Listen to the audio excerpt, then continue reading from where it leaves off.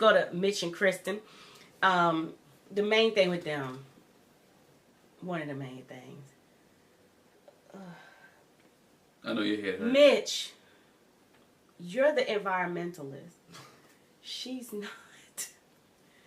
You're the environmentalist. She's not. I'm saying it one more time. You're the environmentalist. She's not. It's going to take her some time to get on your bandwagon. And you should be a little more forgiving. Mm-hmm. Everybody, his friends said it when she came to the party. Everybody's not as extreme as us. No, that's right. She had, at the beginning, he was like, she says, he gave me this bag to put my trail mix in.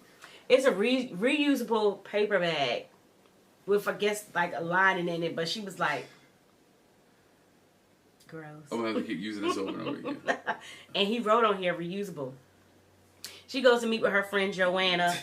It's like, how's it going? And she was like, I mean, we got some differences in how we live. So it's funny, you want to be an environmentalist and not clog up the environment, but you clutter. Mm-hmm. And she told her friend, well, you should see his stovetop. It was disgusting. She didn't say it like that, but it was. They showed it. It was nasty. And then he's got this water tower that sits on the counter. And sometimes when we're talking, I can't even see him because it's so big and in the way. And, you know, he often comes in the apartment with stuff he picked up. And I'm like, he's an hoarder, dog. No. He picked it on the street that he think he can reuse. You see keep bringing stuff in here. You seen his apartment? Look, he tried to make that apartment like his. She said, we got this housewarming coming up, and I wanted to do a French theme, which, you know, like wine and cheese and stuff. And he was like, yeah, let's not do that. And then he rattles off all these random ideas and that I never heard of. And so we finally landed on retro futurism. So we in 2022 want to look like what people thought the future would look like when they talked about it in the 60s and the 70s. Like, what? Sound like the stuff you think about when you smoking weed. The hippie lettuce. The hippie lettuce. So, you know, they talk about that and her friend's like, okay, wow. And in that, again, and as we go further, then my thing is, bro, everything is not about you. She don't have to bend to your way of thinking, your way of life. I don't see him making any concessions for her. None. I don't see none. Except for laying with her.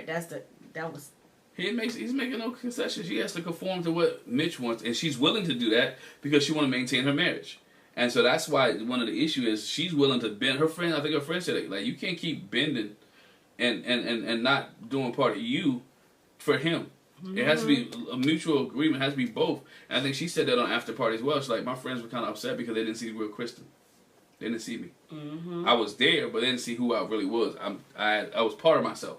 Mm-hmm. And she can't lose herself in Mitch. I want to say one more thing with their conversation, her and her friend Joanna. And she talks to her later, like you said, when they come to the housewarming. But she asked Krysten, have you told him about your past history? She was like, no, I haven't. When I've told people before, it hasn't really worked out. And Joanna's like, you need to share it. You're going to have to tell them and just basically let the chips fall where they may. Yeah. So, in preparing for the housewarming, they're making up some mimosas and testing them out.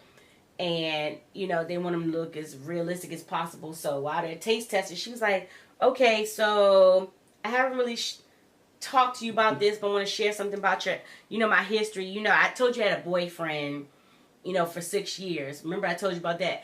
And he was like, yeah. She was like, well, actually, he was my boyfriend. We got engaged. And so she runs through the whole story about how the engagement fell apart. And she found out 2 weeks before that from a girl that he'd been cheating for 6 months. And you know, we had everything planned. And people had RSVP'd. It was that close that, you know, that night me and my mom sat down and we formulated an email to send to all our guests who had RSVP to say, we're still going to do the wedding, the destination. There'll be no groom, so it won't be a service, you know. But, you know, so you can still come.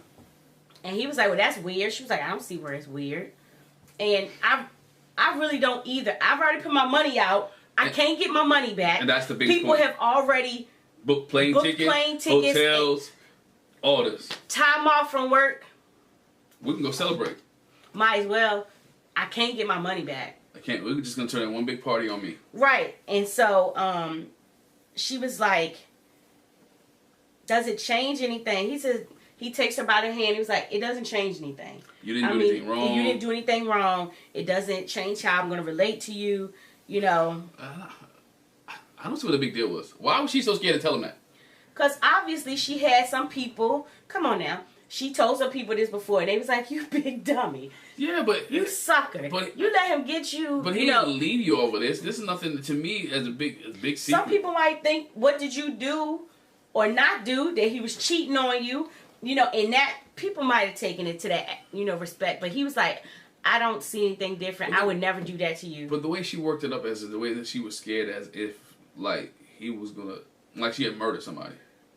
I mean, he did kind of, a little bit he went there. He was like, well, that's weird. You still asked them. But that was weird. He was talking about the weird of them, and you still asking people to still come, because, again, he's a minimalist. So he doesn't want to wait. He's looking at all the stuff that's been wasted and all that other stuff. And so he was like, no, this is why I still ask people to come. No, he's definitely not a minimalist. He said that before. I'm feeling it. Yeah, he's feeling it. Well, he's trying to be. He's feeling it. But anyway, so they start going to get stuff. Well, she said she felt good about his response. You know, it feels like, and that makes me feel good about he did a great job with the response. So in planning for the housewarming party, they want to go pick up some items. And she was like, we're going to the party store. He was like, no, we're not going to the party store. We're going to this party rental place. As opposed to the party store where you buy the stuff and then you throw it away and it causes waste. We're going to go to the rental store where you pick stuff up, you use it, and then you bring it back and somebody else can use it again. So I just thought about something. Oh, no, I can't say that. So anyway, they're preparing for the party. I guess she's dressed up like an alien. He's dressed up like Star Trek. With hair. And he mixed two characters. So is he supposed to be Lieutenant Data with a mix of Geordi? Or, because Data didn't always, and neither one of them had blonde hair. He mixed several characters up. Did I say Star Wars? I mean Star. You said Star Trek. Okay, mixed several Star Trek characters in his. Because he's got the red on. I think Lieutenant Data actually had yellow. We know this Y'all stuff. can tell Jackie's a Trekkie. Okay, don't let him fool you. He's a Trekkie too. He's a Trekkie too. We used to watch Deep Space Nine. Okay? Yeah, we watched Star Trek together. But anyway, he was like, you know, he's just getting ready. I don't want anybody touching me with their, you know, nasty germs. And she was like, basically, I can't wait to plan the next party so I can, you know, make the decisions or whatever. She got shot glasses for Jello shots. She had bought these little plastic ones. He was like, no, you're going to have to take those back. Go get these steel ones, like stainless steel joints. And she was like, I had to buy 24 of them, and it cost way more than the disposable ones. And she was like, I don't know, maybe we'll use them again. I'm sorry. She come from the wrong household, because I know people that still wash plastic forks. Plastic I literally was thinking that. I was like, I'm confused. If you go, we was just there. We just went to my mama's for a birthday party, a birthday dinner we had for her. And I don't want to say that word because I heard that's a bad word. I don't want to say. Because y'all made Beyonce take it off her album. Right. But she almost lost it. Because people was throwing the plastic utensils, cups, and plates away. She's like, go get that. Go get that. And that's, my grandmother was the same way. We reusing these plates. If it ain't broke, now we did throw away the ones that was broke. She was like, oh no, we're going to put that one in the trash because it's broken. Da, da, da. But my mama washed them plastic forks, cups, utensils, plates. My aunt was in the kitchen watching them because she know I got to do this for her. Y'all know them y'all know y'all had grandparents that do that. Look, still do. Oh, still do. Leave a comment in the comment section if you still have somebody in your family that still wash plastic stuff and reuse it. We washed all the Solo cups and everything. But I was thinking that too. I was like, you know you can wash them. It's plastic, a little cup. Wash it. Wash it out and use it again. But anyway, he doesn't want to use that. Which made me go to my point. What kind is he using condoms? And if so, what are he using? Sheep skin? Is he going raw? Because if you're that type of person that you don't like plastic, what are you doing, dog? I'm just. Some things you just gotta throw away. Like, you ain't reusing no bloody gauze. It's just something. So I hope, because we knew somebody in college that supposedly did that too. You do not rinse and reuse. You don't not rinse. I'm prophylactic. You don't rinse and reuse that. Sorry. Don't do it. Don't do it. Anyway, that's nasty. Her friend Joanna comes. His friend Alex. Then her friend Lila comes, and Mitch's brother Matt comes, and her friend brings her something to drink in a plastic cup, and he was like, he nudges his friend. Oh, they don't know that we don't do the plastic some stuff. Starbucks, man.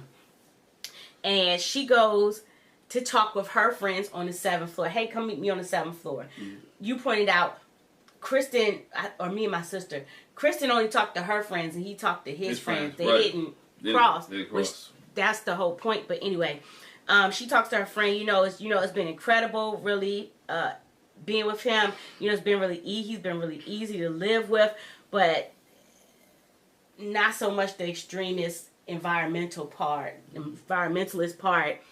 I don't know. She said, she's trying to find a balance of being grateful and that she's in the marriage, and that it's so easy dealing with him and not tiptoeing around him and issues that he's stuck on or whatever. But she's asking him for understanding as she adjusts, which she should. I shouldn't even have to ask you for that. No, that just makes good sense. But they're doing well, though. It does make good sense, but they're doing well. Mitch at home is different from Mitch on vacation. For sure. Mitch is totally different. Maybe because he's getting some now. Maybe he's trying. Whatever the case may be, he is totally different. This is the only issue they have is this environmental situation because she's losing herself. She said, I don't mind doing some of it, but it's kind of overboard to me. Mm-hmm. And Joanna, her friend Joanna, makes a point, like you said, you shouldn't be the only one adjusting. He should be adjusting. Mm-hmm. He has his part to do, too. But he understood that. He said, I know she's struggling in this situation. She's struggling with some of the things that I'm asking her to do, and I can see that she's struggling, but she's trying. Mm-hmm. He didn't say how he's going to help her out or fix it, but he just said, I see her. She shared with her friends that, he woke up that morning and talked about, I didn't sleep at all. I woke up at 1, 2 o'clock in the morning, because your dog was snoring. And so he, that's the one couple things that he mentioned to his friends that, she's trying to get with the environmentalist thing. She's getting annoyed with him and, already because he didn't want to buy anything. Yeah. But she did. She had already made a whole cart full of stuff that she was going to buy. And he's like, ugh, why you buying stuff? And he shared with his friends again that he wasn't sleeping great because the dog snores. I don't understand how's this dog, this little pug, so precious and so nasty and so loud, so they had noisy. To pick the dog up and listen to him breathe and laugh. Oh, that's so freaking funny. So freaking funny. And so, in the end of the conversation with her friend, she said, the only red flag for him is that he hasn't been in a relationship in 8 years. Yeah. And so, the question is, does he fulfill all your wants in a husband, or basically are you just settling? And she says, I hadn't really thought about box checking. Mm-hmm. I thought more of it as, we need to make it work because we're married. No, yeah. You need to start seeing if he checks some boxes. Mm-hmm. Or if you're just getting along to get along. And the one thing she did say is, he plays a lot with these voices and, jokes. And so I want to know, can he be serious when it's time and if he's in it for a lifetime? Yeah. Yeah. That's really it with them. You got to figure out, is he serious? And is he going to make some concessions for you? Because I'm not going to keep doing it. Keep bending over backwards. We gotta meet somebody. We gotta meet in the middle somewhere.